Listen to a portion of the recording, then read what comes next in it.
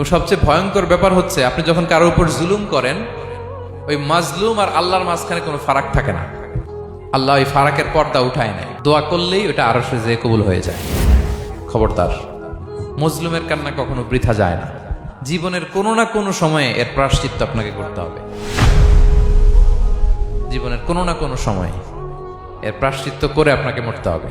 বদদোয়া করছে, ডাইরেক্ট কবুল।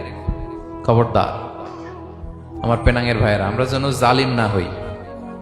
In it's any form, operation in it's any form, যেই কোনো ভাবে, যেই কোনো ক্ষেত্রে, যেই কোনো ধরনের হইতে পারে জুলুম। কাউকে আপনি ছোট্ট কোনো কাজে ঠকালেন, বন্টন নীতিতে ঠকালেন, হ্যাঁ, জমি মেরে দিয়ে ঠকালেন, আমানত মেরে দিয়ে ঠকালেন, ইন ইটস এনি ফর্ম যদি জুলুম করে থাকেন, খবরদার, মজলুমের কান্না কখনো বৃথা যায় না।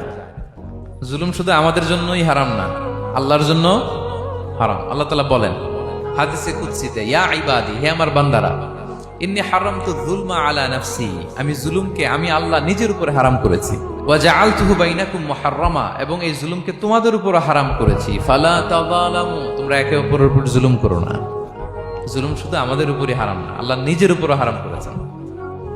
তাহলে জুলুমের সাথে কি মুমিনের কোনো সম্পর্ক থাকতে পারে? পারে না।